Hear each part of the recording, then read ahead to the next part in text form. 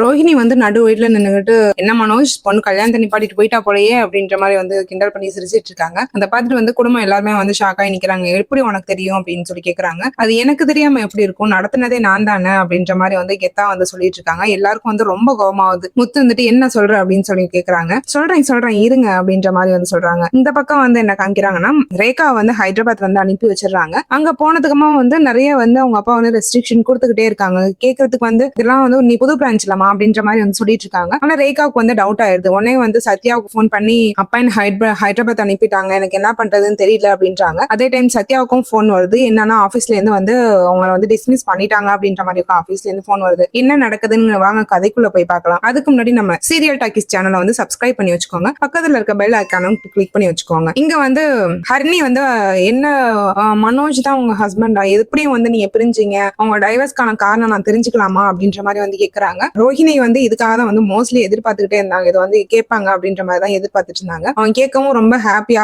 வந்து மனசுக்குள்ள நினைச்சிட்டு, என்ன மேம் இல்ல நான் அவனுக்காக வந்து எல்லாமே நான் செஞ்சேன், அவனோட சுச்சுவேஷனுக்காக தான் வந்து நான் சொந்தமா வச்சிருந்த பார்லரை கூட வித்துட்டு நான் அவனுக்கு பணத்தை கொடுத்தேன். அது மட்டும் இல்லாம அவங்க அம்மாவுக்கு பணத்தை வரும்போதெல்லாம் வந்து நான் வட்டிக்கெல்லாம் கடை வாங்கிலாம் கொடுத்துருக்கேன். ஆனா இப்ப வந்து என்னோட சின்ன ஒரு பாஸ்ட் வந்து, ஆனா அவனுக்கு வந்து முன்னாடியே நான் எல்லாத்தையும் சொல்லிட்டேன். என் பாஸ்ட்ல எனக்கு வந்து கல்யாணம் ஆனதையோ குழந்தை கதை எல்லாத்தையுமே நான் வந்து மனோஜ் சொல்லி தான் கல்யாணம் பண்ணேன். ஆனாலும் வந்து அவங்க அம்மா வந்து என்ன வேணாம் அப்படின்னு முடிவு பண்ண உடனே வந்து என்கிட்ட இனிமே பணமும் என்னால கலெக்ட் பண்ணி கொடுக்க முடியாதுன்னு தெரிஞ்ச உடனே வந்து அவன் என்ன வேணான்னு சொல்லிட்டான் அப்படின்ற மாதிரி வந்து சொல்றாங்க. என்ன சொல்றீங்க அப்படின்னு சொல்லி ஹரிணி கேட்கும் போது, ஆமா ஹரிணி, அவங்களுக்கு வந்து பணம் தான் வந்து முக்கியம், லவ்வோ அஃபெக்ஷனோ எதுவுமே அவங்களுக்கு கிடையாது. ஆனா வந்து நான் உண்மையாவே மனோஜ் லவ் பண்ணேன், இன்னமும் வந்து லவ் பண்ணிட்டு தான் இருக்கேன். அதனாலதான் வந்து எனக்கு வந்து அவன் வந்து என்ன ஒஸ்டான கேரக்டரா இருந்தாலும், என்ன டவுன் பண்ணி பேசுற ஒரு கேரக்டரா இருந்தாலும் நான் வந்து அவனை விட்டு கொடுக்க மாட்டேன். எனக்கு வந்து அவன் ரொம்ப பிடிக்கும், அவனோட லைஃப் லாங் வந்து நான் இருக்கணும்னு ஆசைப்பட்டு இருக்கிறது இதுக்காக தான் அப்படின்ற மாதிரி சொல்றாங்க. அதை கேட்டுட்டு ஹரிணி வந்து சொல்றாங்க, ஆமா மனோஜ் நான் 2 டேஸா வந்து பார்த்துட்டு தான் இருக்கேன், ரொம்ப மத்தவங்களை வந்து டவுன் பண்ணி தான் பேசுறாரு, எனக்கு அந்த கேரக்டர் வந்து சுத்தமா பிடிக்கல அப்படின்ற மாதிரி சொல்றாங்க. அதை கேட்டுட்டு ரோஹிணி வந்துட்டு, அவங்க மட்டும் இல்ல அவங்க அம்மாவும் அப்படிதான், அவங்க சொந்த 2 பிள்ளைங்கன்னு கூட பார்க்காம அவனுக்கு முன்னாடி வந்து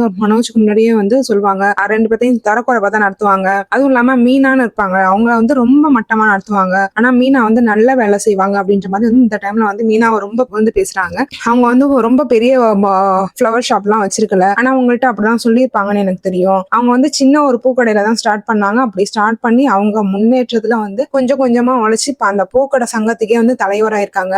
ஆனுமே வந்து அவங்கள வந்து பிடிக்காது அவங்களுக்கு, ஏன்னா வந்து அவங்க பணக்காரங்க இல்ல, அவங்க ஃபேமிலி பேக்ரவுண்ட் வந்து பணக்காரங்க இல்ல, அதுக்காகவே வந்து அவங்கள பிடிக்காது. ரொம்ப வந்து மீனாவெல்லாம் டார்ச்சர் பண்ணுவாங்க. உங்கள்ட்ட பணம் இருக்கு, நீங்க வந்து ரொம்ப வெல் செட்டில் அப்படிங்கறதுனாலதான் வந்து உங்களை அப்ரோச் பண்ணிருக்காங்க. ஏன் ஸ்வேதாலும் வந்து அவங்களே வந்து அப்ரோச் பண்ண ஒரு ரீசன் வந்து அவங்களும் செட்டில்டு ஃபேமிலி, அதுக்காக தான் வந்து அப்படி பண்ணிருக்காங்க. அவங்களுக்கு வந்து நல்ல குணமான பொண்ணு தேவையில்ல, நல்லா வந்து செட்டில் நல்ல பணக்கார பொண்ணு தான் அவங்களுக்கு தேவைப்படுறாங்க அப்படின்ற மாதிரி வந்து சொல்றாங்க. அதை கேட்டுட்டு ஹரிணி வந்துட்டு, ஆமா எனக்கும் வந்து அப்படிதான் தோணுது, நிறைய வந்து முத்தையோ ரவியோ வந்து அவங்க ரொம்ப வந்து மட்டம் தட்டி தான் வந்து மனோஜ் பேசுறாரு. அது மட்டும் இல்லாம எனக்கு ஆர்டர் போடுற மாதிரிலாம் பேசினாரு, எனக்கு வந்து ஒரு மாதிரி கஷ்டமா தான் இருந்துச்சு, அவன் கேரக்டர் அப்படிதானோ அப்படின்ற மாதிரி நான் கூட நான் நினைச்சிட்டு இருந்தேன் அப்படின்றாங்க. அதை கேட்டு ரோஹிணி வந்துட்டு, உண்மையிலேயே அவன் கேரக்டர் அதுதாங்க, நான் அவனுக்கு முன்னாடி வந்து எல்லாருமே வந்து ஒரு லோயர் லெவல் தான் நினைப்பாங்க, ஒரு மாதிரி கீழே தர குறைவா தான் நடத்துவாங்க. அது மட்டும் இல்ல அவனுக்காக நான் வந்து ஒரு இடத்துல வேலை பார்த்து அரேஞ்ச் பண்ணி எல்லாமே செட்டில் பண்றதுக்கு வந்து நான் ட்ரை பண்ணேன். ஆனா அங்க போனோம்னா அவங்க மேனேஜர் வந்து ஒரு லேடி அப்படின்னு சொன்னாலும் வந்து பொண்ணெல்லாம் வந்து எனக்கு கீழே, என்னை விட அவ்வளவு நாலேஜ் எல்லாம் நீங்க கிடையாது அப்படின்ற மாதிரி வந்து பொண்ணுங்களை வந்து ரொம்ப மட்டமா நினைச்சிட்டு அந்த வேலையே வேணான்னு சொல்லிட்டு வந்துட்டான் அப்படின்ற மாதிரி வந்து சொல்றாங்க. அதை கேட்டுட்டு வந்து ஹரிணி வந்து ரொம்ப கோபப்படுறாங்க. என்ன உண்மையாவா, அவன் அப்படியா நினைச்சான், ஒரு லேடினா அவ்வளவு தரக்குறைவா போச்சு அவனுக்கு அப்படின்ற மாதிரி வந்து ரொம்ப கோவப்படுறாங்க. ஆமா அவங்க தாட் வந்து அப்படிதான், எப்போதுமே வந்து மனோஜ் அந்த தாட்ல தான் இருப்பாங்க. ஒரு பொண்ணு அப்படின்னாவே வந்து அவனுக்கு வந்து எப்போதுமே அவனை கீழே தான் நினைப்பான். அவங்க ஒரு லெவல்ல வந்து மேல இருந்தாலுமே வந்து அவனால ஏத்துக்க முடியாது, அவன் வந்து பொண்ணு அதனால கீழே தான் இருக்கணும் அப்படின்ற நினைப்பு அவனுக்கு எப்போதுமே இருக்கும் அப்படின்ற மாதிரி வந்து சொல்லிட்டு இருக்காங்க.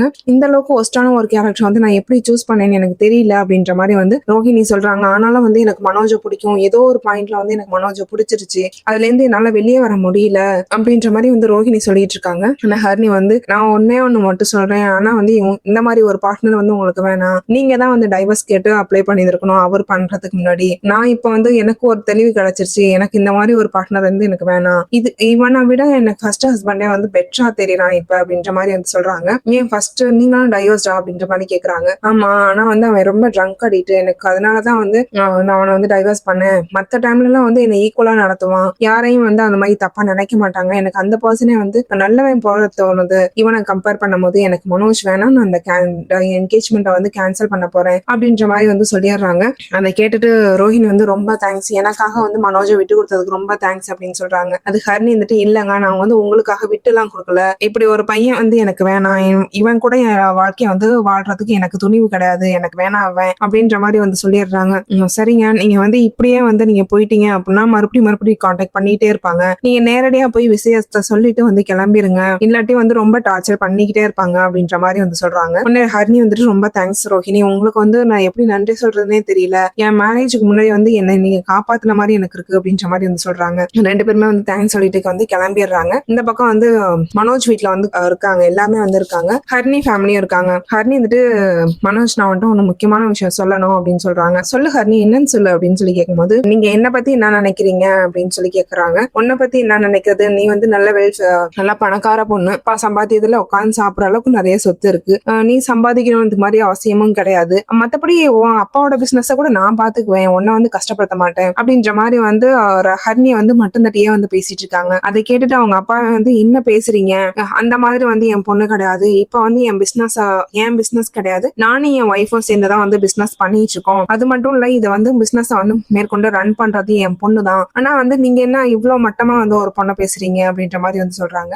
அது விஜய் வந்து சமாளிச்சு பேசுறாங்க. இல்லங்க, அப்படி சொல்லல அவன், நீங்க வந்து கல்யாணத்துக்கு அப்புறம் வந்து அவளை கஷ்டப்படுத்தாம நான் பாத்துக்கிறேன், உங்க பிசினஸ் கூட நான் சேர்த்து பாத்துக்கிறேன்னு சொல்றாங்க, அததான் சொல்ல நான் வேற மாதிரி ஒன்னும் சொல்லல அப்படின்றாங்க. உடனே சரி, நான் இந்த செகண்ட் கொஸ்டின் நான் கேக்குறேன், நீங்க ஏன் அந்த பொண்ணை வந்து டைவர்ஸ் பண்ணணும்னு நினைச்சீங்க அப்படின்ற மாதிரி வந்து சொல்றாங்க. உடனே வந்துட்டு மனோஜ் வந்துட்டு, நீ வந்து இதை பப்ளிக்கா கேட்க வேணாமே, நம்ம தனியா பேசலாமே அப்படின்ற மாதிரி வந்து சொல்றாங்க. ஏன் நீ வந்து என்கிட்ட அப்படி நேரடியா தானே கேட்ட, ஹோட்டல்ல வச்சு தானே கேட்ட, நான் கேக்குறதுல என்ன தப்பு இருக்கு அப்படின்னு வந்து ஹரிணி திட்டுறாங்க.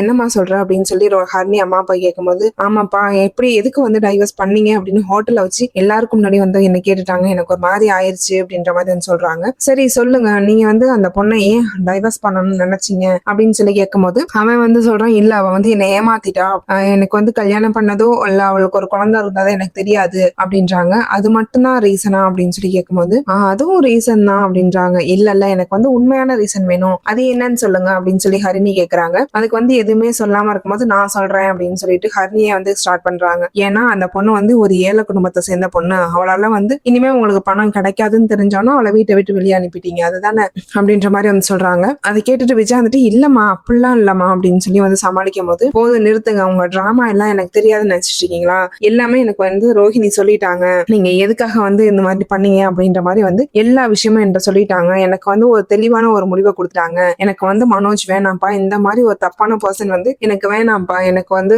இந்த என்கேஜ்மெண்ட் வேணாம், எனக்கு வந்து நான் இதை கேன்சல் பண்றேன் அப்படின்ற மாதிரி வந்து சொல்லிடுறாங்க. அதை கேட்டுட்டு அவங்க அப்பா அம்மா எல்லாம் வந்து ஒரு மாதிரி ஷாக்கா, என்னம்மா திடீர்னு இப்படி சொல்ற அப்படின்னு சொல்லி கேக்குறாங்க. ஆமாப்பா, இவர் வந்து என்ன மட்டம் தட்டி பேசுறாரு, அது மட்டும் இல்ல எனக்கே ஆர்டர் போடுறாரு, இதெல்லாம் வந்து நான் சரியா தோணல, என்ன மட்டும் இல்லப்பா, இந்த வீட்டு பொண்ணு, இந்த அவங்க அண்ணன் தம்பி எல்லாருமே வந்து அப்படிதான் நினைக்கிறாரு, எல்லாருமே வந்து தனக்கு கீழன்னு தான் நினைக்கிறாரு, அப்படி நினைக்கிற ஒரு பர்சன் எனக்கு வேணாம்ப்பா அப்படின்ற மாதிரி வந்து சொல்லிடுறாங்க. மனோஜ் வந்துட்டு, இல்ல நான் அப்படி இல்லம்மா, அப்படி இல்ல ஹரிணி, நான் அப்படி நினைக்கல ஹரிணி அப்படின்ற மாதிரி வந்து சொல்ல வராங்க. அதை கேட்டுட்டு ஹரிணி வந்துட்டு, வேணாம் மனோஜ், இது வந்து சுத்தப்பட்டு வராது, நமக்குள்ள வந்து செட் ஆகாது, இது வேணாம், ஓகே ஓரளவுக்கு வந்து கல்யாணத்துக்கு முன்னாடியே வந்து எல்லாமே தெரிஞ்சிருச்சு, கல்யாணத்துக்கு அப்புறம் தெரிஞ்சு மறுபடியும் டைவர்ஸ் ஆகிறதுக்கு இப்பவே வந்து ஓகே அப்படின்ற மாதிரி வந்து சொல்லிடுறாங்க. அது மட்டும் இல்லாம உங்களுக்கு டைவர்ஸ் கிடைக்கவே லேட் ஆகுமாம, அதுக்கு முன்னாடி எப்படி நீங்க வந்து என்கேஜ்மெண்ட் பண்ணீங்க, மேரேஜ்க்கு எப்படி ஃபிக்ஸ் பண்றீங்க அப்படின்னு சொல்லி கேக்குறாங்க. அதை கேட்டுட்டு அண்ணாமா வந்துட்டு, என்னமா சொல்ற அப்படின்னு சொல்லி கேக்குறாங்க.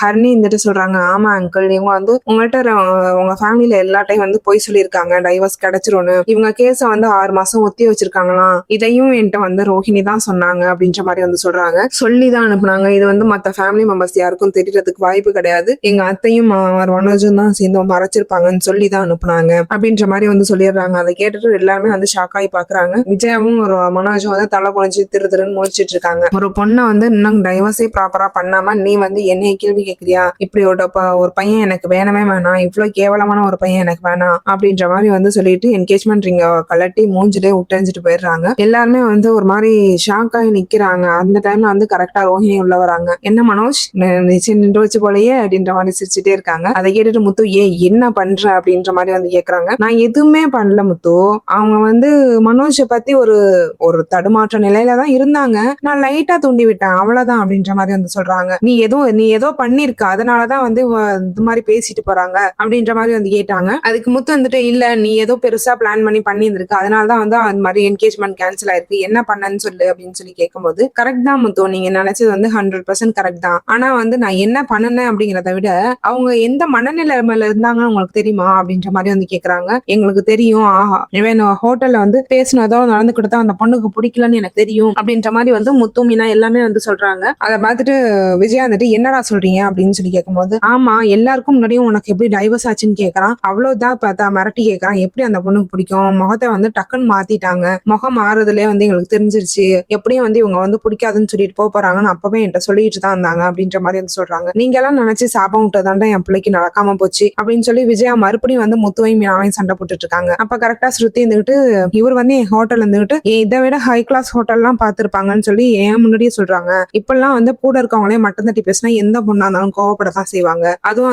அந்த பொண்ணு ரொம்ப ஸ்ட்ரெயிட் ஃபார்வர்டா இருக்கு. எதுவா இருந்தாலும் நேரடியா சொல்ற ஒரு பழக்கம் உள்ள பொண்ணா இருக்கு. அதனாலதான் வந்து இப்படி ஸ்ட்ரெயிட்டா வந்து சொல்லிட்டு போயிருக்காங்க அப்படின்ற மாதிரி வந்து சொல்றாங்க. அதை கேட்டுட்டு ரோஹிணி வந்துட்டு உண்மைதான் பரவாயில்ல ஸ்ருதி, அந்த பொண்ணு இவ்வளவு நான் கரெக்டா புரிஞ்சிருக்கியே, நானும் அப்படிதான் நினைச்சேன். ஆனா அந்த பொண்ணு ஒரு சின்ன ஒரு பாயிண்ட்ல தான் வந்து அந்த பொண்ணு வேணாம்னு சொல்லிட்டு போயிருக்கு. என்ன தெரியுமா, அந்த பொண்ணை வந்து இவன் மட்டம் தட்டி பேசியிருக்கான். அவனை விடைக்கு வந்து அந்த பொண்ணு கீழேன்னு நினைச்சு பேசியிருக்கான். அதுக்காக மட்டும்தான் இந்த என்கேஜ்மெண்ட் அந்த பொண்ணு கேன்சல் பண்ணிட்டு போயிருக்காங்க. நானும் ஒரு சின்ன பாயிண்ட் எல்லாம் எடுத்து விட்டேன், அதனாலதான் மோஸ்ட்லி போனது அப்படின்ற மாதிரி வந்து சொல்லி சிரிச்சிட்டு இருக்காங்க. அதை கேட்டுட்டு அண்ணாமலை வந்துட்டு போதும், நீ பண்ணதெல்லாம் போதும், முதல்ல வீட்டை விட்டு வெளியே போ அப்படின்ற மாதிரி வந்து சொல்லிடுறாங்க. அங்கிள், எனக்கு வந்து உங்க மேல ரொம்ப பெரிய மரியாதை இருக்கு. ஏன் தெரியுங்களா, எல்லாமே வந்து கரெக்டா நடக்கணும்னு நீங்க நினைப்பீங்க. ஆனா இந்த உண்மையெல்லாம் வந்து நான் உங்கள்கிட்ட சொல்லியிருந்தா கூட நீங்க வந்து ஒருவேளை என்னை ஏத்திருந்திருக்கலாம். ஆனா வந்து என்னோட பாஸ்ட் வந்து பாஸ்ட் ஆகி போயிடுச்சு. நான் அதுக்கு வந்து கரெக்ட்னு நான் சொல்லல. அதுக்காக வந்து டைவர்ஸே ஆகாம அதுக்குள்ள இன்னொரு கல்யாணம் தேவையா அப்படின்ற மாதிரி வந்து சொல்றாங்க. ஆனா வந்து இது யாருமே எங்களுக்கு வந்து தெரியாது, இந்த டைவர்ஸ் ஆகாதது வந்து எங்களுக்கு தெரியாது, அதை மறைச்சிட்டாங்க அப்படின்ற மாதிரி வந்து மீனா வந்து சொல்லிட்டு இருக்காங்க. அவங்க